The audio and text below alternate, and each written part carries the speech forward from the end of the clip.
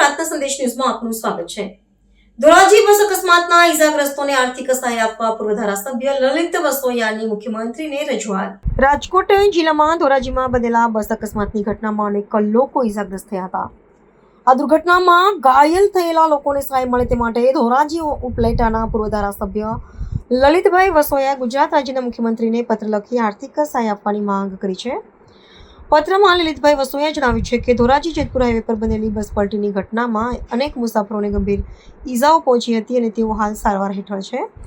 આવી સ્થિતિમાં ઈજાગ્રસ્તોને સારવાર અને પરિવારને સહારો મળે તે માટે રાજ્ય સરકાર દ્વારા તાત્કાલિક આર્થિક સહાય આપવામાં આવે તે જરૂરી છે।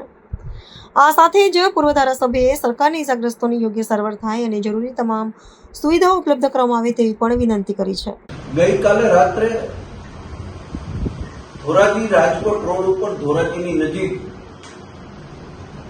એક ખાનગી બસ પલટી મારતા ધોરાજીના દેવી પૂજક સમાજના 17 થી વધારે લોકો ઈજાગ્રસ્ત થયા છે। એમાં 3 લોકો ગંભીર છે। આ લોકો છૂટક મજૂરી અને પ્લાસ્ટિકનો કચરો વીણી અને પોતાનું ગુજરાન ચલાવવાવાળા પરિવારમાંથી છે। ગુજરાતના મુખ્યમંત્રીશ્રીને મેં આજે પત્ર લખી આ પરિવારને તાત્કાલિક ધોરણે યોગ્ય સારવાર મળે અને જ્યાં સુધી સાજા ન થાય ત્યાં સુધી એમનું પરિવારનું ગુજરાન ચાલે એટલા માટે મુખ્યમંત્રી રાહત નિધિમાંથી એમને ફંડ આપવામાં આવે।